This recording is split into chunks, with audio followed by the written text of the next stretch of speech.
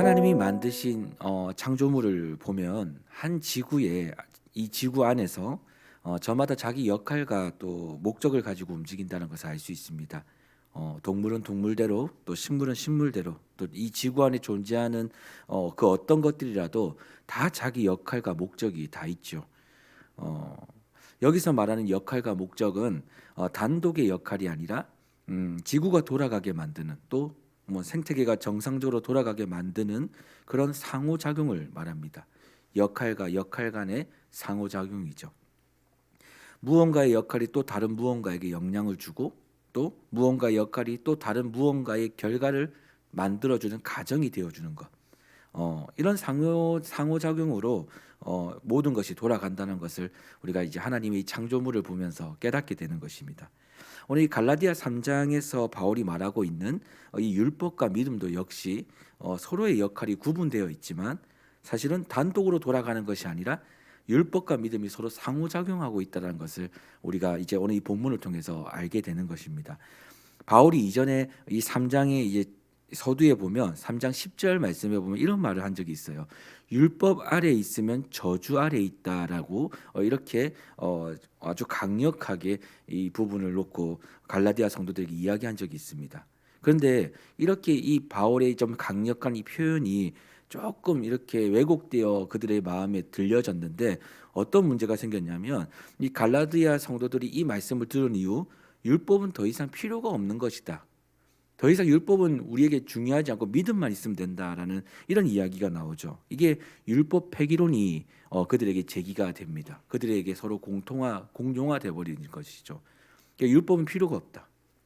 더 이상 율법은 우리의 신앙에 그렇게 중요하지 않다. 다 이건 지난 것이고 이건 중요하지 않다라는 이야기들이 그들의 삶에서 그들의 신앙 속에서 계속 공용화되고 있었던 것입니다.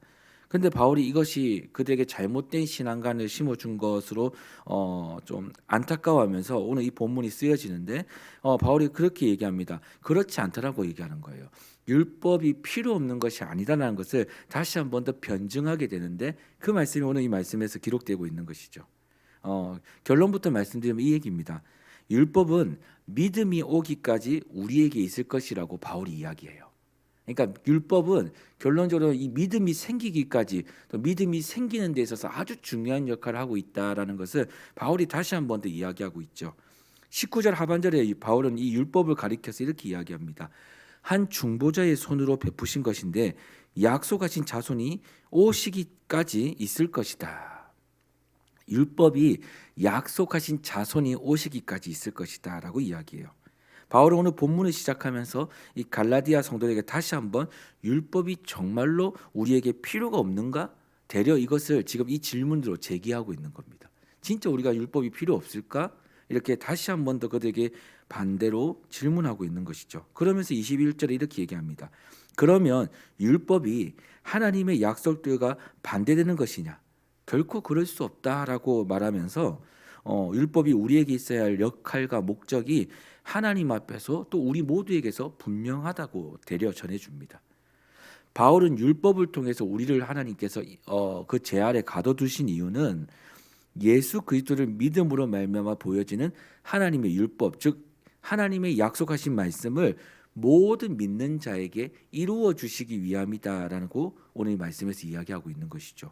우리를 그 율법에 가둬둔 이유는 우리가 그 율법에 갇혀 있는 이유는 그 말씀이 사실은 우리의 힘으로 이루어지는 게 아니라 오직 믿음으로 그 말씀이 우리의 삶에서 이루어질 수 있는 것이라는 것을 가르쳐 주시기 위해 하나님은 그 율법을 때로는 우리의 삶에 아주 짐 같지만 때로는 우리의 삶에 아주 무거운 것 같이 느껴지는 그런 상황에서 우리가 그 간에 갇혀져 있다라고 이야기하고 있는 것입니다. 그러면서 이런 표현을 쓰죠.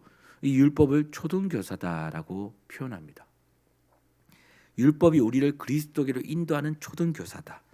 여러분 이 당시요, 이 갈라디아 성도들이 살았던 이 당시에 이 초등교사는 어떤 사람들을 이야기했냐면 당시 이제 성년이 되는 어떤 집안의 자녀가 성년이 될 때까지 특별한 교육이 아니라 가정교사, 아주 유능한 정말 노예지만은 때로는 아주 특출난 지혜를 가진 사람들 집에 가정교사로 삼습니다. 그래서 이 사람들을 자신의 자녀에게 딱 붙여주는데 성년이 될 때까지, 그가 성년으로 살아갈 수 있을 때까지 그를 도와주는 그냥 가정교사였습니다.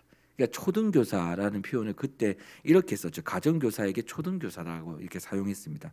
그러니까 한 사람이 완전히 성년으로서 살아갈 수 있는 그 모든 지혜와 또 그런 모든 가르침을 지식을 다 가르쳐줬던 사람이 바로 그 가정교사였죠. 이 사람을 가리켜서 초등교사라고 했습니다. 그러니까 오늘 이 그리스도께로 인도하는 초등교사, 즉 율법을 말하는 건데, 율법 역시도 믿음으로 말미암아 의롭게 살아갈 수 있도록 도와주는 역할을 했다라는 것이죠. 그런 초등교사의 역할을 했다는 것이죠. 우리에게 율법은 우리 모두에게 우리가 믿음으로 살아갈 수 있는 그런 성년, 또 때로는 그리스도인으로 살아갈 수 있도록 하는 그런 힘, 그런 지식, 지혜, 그런 어떤 능력, 그 모든 것들을 믿음으로 살아갈 수 있게끔 도와주는 가정, 그 모든 것들을 바로 율법이라고 이야기합니다. 그러니까 율법이 필요가 없는 것이 아니죠.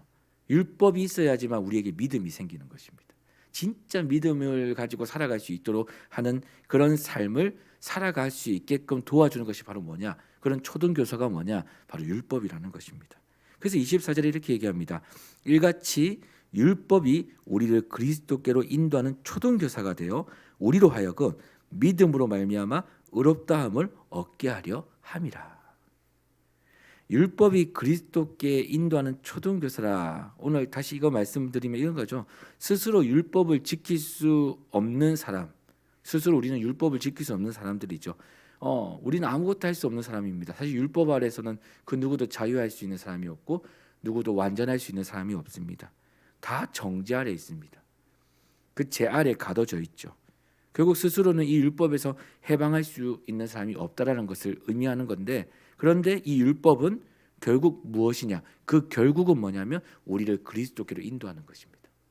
이 말이 조금 쉽게 설명하면 이런 겁니다.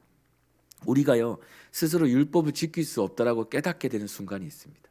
이 말씀대로 살지 못한다고 스스로 깨닫게 되는 순간이 있습니다. 그때 누굴 바라보냐면 바로 그리스도를 바라봅니다. 하나님을 바라봐요. 주님을 바라봅니다. 내 힘으로 안 되구나. 이 삶은, 이 상황은, 내 인생은 내 힘으로 이 말씀을, 내 말씀을 가지고 내가 내 방법으로, 내 능력으로 살아갈 수 있는 것이 아니구나. 이걸 깨닫게 되는 겁니다. 아무리 해도 이 말씀은 내 힘으로 이룰 수 있는 것이 아니구나. 그때 누굴 바라보냐면요, 주님을 바라봅니다. 우리가 율법을 통해서 하나님 말씀을 보면서 때로는 한계에 부딪힐 때가 있죠. 근데 이것이요 하나님의 의도입니다. 우리가 죄 가운데 있는 우리를 보면서 우리의 힘으로는 말씀을 지킬 수 없구나. 그때 이제 하나님 깨닫게 하시면서 하나님을 바라보게 해요. 말씀을 내가 지킬 수 없다는 사실을 깨닫게 하시면서 하나님을 바라보게 합니다. 그러니까 이 율법이 초등교사가 맞는 것이죠. 하나님을 바라보게끔 도와주는 겁니다. 율법이 초등교사가 된 이유는 우리가 믿음으로 살아갈 수 있게끔, 믿음으로 의롭다 여김을 받는다는 것은 말 그대로 믿음으로 하나님을 바라보고 믿음으로 하나님을 생각하고 믿음으로 하나님의 뜻하신 대로 행할 수 있는 그 힘, 그 능력, 그 모든 것을 바로 이 율법이, 하나님의 말씀이 우리로 결국 그렇게 인도한다는 것을 이야기하고 있는 것입니다. 그러니까 여러분 이겁니다. 우리는 처음부터 이렇게 우리의 노력이나 공로로 믿음을 가진 것이 아니죠. 바로 순전히 하나님의 은혜로 믿음을 선물로 받았다는 것입니다. 무엇을 할 때요? 하나님을 바라볼 때, 우리가 하나님을 의지할 때, 이 말씀이 내 삶에서 이루어지기를 소망하면서 그분이 내 삶에서 이 말씀을 이루어 주시기를 간절히 바랄 때, 그때 하나님이 이 믿음을 선물로 주십니다. 은혜를 소망하는 자에게 선물로 주시죠. 그때 우리도 모르는 사이에 믿음이란 선물이 하나님의 은혜로 우리의 삶에 임하게 되는 것입니다. 나의 공로와 노력으로 받았다고 생각하며 그걸로 자신의 다름과 의를 나타내는 것, 하나님 이걸 굉장히 기뻐하지 않습니다. 우리 때로는 그런 때가 있지 않습니까? 뭔가 또 잘했을 때 또 잊어버릴 때가 있죠. 하나님 은혜로 다 됐는데 우리의 그러니까 우리의 의로, 내 노력으로, 내 공로로 이것이 되어졌다고 스스로 착각할 때가 있습니다. 물론 하나님 그것을 깨닫게 하십니다. 또 말씀을 통해서요. 그런데 하나님 그것을 경계하시는 것이죠. 믿음은 절대로 우리의 공로와 노력으로 생기는 것이 아니라는 것을 다시 한번 알려주시기 위해서 이 율법을 우리에게, 하나님의 말씀을 우리에게 계속해서 주시는 겁니다. 그리고 그 율법 아래 우리가 있게 하는 것이죠. 그래서 다시 예수님의 공로와 은혜를 바라보게 한다는 것입니다. 여러분 이런 고백해 보셨습니까? 주님, 저는 못합니다. 제가 가진 것으로는 못합니다. 오직 예수님의 은혜로만 가능합니다. 하나님밖에 없습니다. 여러분 진짜 신앙생활의 참된 고백은 바로 이 고백입니다. 주님, 저는 못합니다. 저는 주님밖에 없습니다. 전 예수님의 은혜 아니면 하루도 살 수가 없습니다. 주님이 오늘 듣고 싶어하는 우리의 심령 속에서, 우리의 신앙 속에서, 또 우리의 삶 속에서 정말 듣고 싶어하는 고백이 있다면 이 고백이 아닐까. 율법이 오늘 우리로 하여금 이 고백을 하게 합니다. 예수를 믿는 사람은 어떻게 살아야 되나?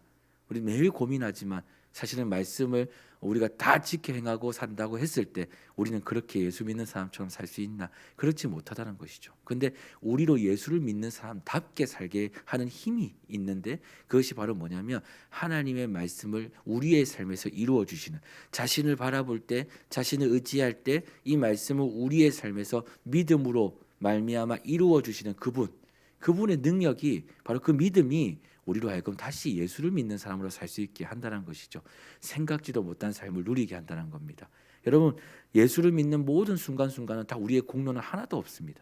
오직 하나님의 은혜입니다. 믿음을 통해 그걸 깨닫게 하시는 것이죠. 사랑하는 여러분, 오늘 하나님은 우리에게 말씀을 매일매일 주십니다. 한 번도 빠짐없이 매일매일 주십니다. 그리고 그 말씀을 통해 우리의 삶을 조명하세요. 때론 주시는 말씀이 달 때도 있습니다. 때론 주시는 말씀이 쓸 때도 있습니다. 그런데 그렇게 주시는 말씀의 목적과 역할은요, 여러분 같다라는 거예요. 뭡니까? 바로 우리가 우리의 삶에 하나님 믿음을 주시기 위해서 주신다는 거예요. 우리 모든 삶에 오늘 하루를 살아낼 수 있는 믿음을 여러분과 저에게 주시기 위해서 이 말씀을 주시는 거죠. 오직 믿음의 역할로 우리가 온전하게 되는 것, 또 하나님의 말씀을 통해서, 그 들음을 통해서 우리에게 믿음이 생겨서 오직 하나님의 뜻하심을 이루어 살아가는 것. 오늘 하나님 이것을 너무나도 원하신다는 겁니다. 여러분 믿음이 우리의 삶에 올 때 우리가 깨닫게 되는 것이 있는데, 그 첫 번째가 뭐냐면 바로 우리가 하나님의 자녀가 된다는 것을 깨닫게 됩니다. 오늘 본문에서 나와 있거든요. 믿음이 와야지, 우리에게 믿음이 생길 때, 그 하나님 주시는 믿음이 선물로 임할 때 그때 깨닫게 되는 첫 번째는 바로 내가 하나님의 자녀구나. 여러분 하나님의 자녀가 자신의 아버지가 하나님인데 뭐가 두렵겠습니까? 때론 실수해도, 때론 좀 연약해도 내 아버지가 하나님이신데 그 아버지가 책임져 주실 것임에 대한 믿음이 있지 않겠습니까? 그걸 깨닫게 하시는 겁니다.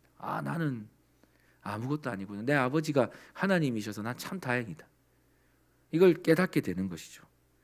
그리고 두 번째는 뭡니까? 이 표현이 있는데 그리스도의 옷을 입었다라고 이 표현을 하고 있습니다. 오늘 본문에 보니까요. 그러니까 말 그대로 하나님이요 우리를요 변화시켜 주십니다. 우린 예수님을 닮거든요. 근데 예수님의 옷을, 이 표현이 그런 겁니다. 예수님을 닮는다는 표현이 바로 그분의 옷을 입는다. 여러분 옛날에 그 이 시대 때 옷은요 어떤 의미를 가지고 있냐면 사명을 뜻합니다. 사명. 그 사람의 신분을 이야기하죠. 그러니까 결론적으로는 예수님의 옷을 입혔다라는 이 표현은 예수님처럼, 예수님과 이제 같이 되었다라는 의미를 가지고 있습니다. 여러분 우린 절대로 우리 힘으로요 예수님을 닮아갈 수 없습니다. 그런데 언제 깨닫게 되고 언제 그렇게 되어지냐면, 언제 그렇게 변화되냐면 우리가 하나님을 바라보고 오늘 이 말씀과 같이 하나님의 말씀이 내 삶에 이루어지기를 주님을 바라보면서 소망할 때 그분이 주시는 믿음으로 말미암아 그렇게 변화되어진다는 것이죠. 그 두 가지입니다. 믿음이 우리 안에 진짜 오면요, 첫 번째 내가 하나님의 자녀임을 깨닫게 되고요, 두 번째는 나도 모르는 사이에 내가 주님을 닮아가고 있습니다. 내 성품이 주님을 닮아가고 있습니다. 내 삶에서 예수님이 나타나고 있습니다. 이런 은혜를 누가 주시냐? 그냥 순전히 하나님이 주시는 겁니다. 우리의 삶을 통해 그렇게 일하시는 것이죠. 여러분 오늘 이 모든 은혜가 이 자리에 있는 저와 여러분의 삶에 있기를 간절히 소망합니다. 하나님이 이루시는, 믿음으로 의롭다 여기시는 그 은혜가 오늘 우리에게 진짜 하나님의 은혜가 임하고 믿음이 생겨서 선물로 주어져서 오늘 이 은혜가 우리의 삶을 오늘도 완전히 우리의 삶을 인도하고 우리의 삶에서 나타나고 역사되어지는 그런 하루가 되기를 간절히 소망합니다.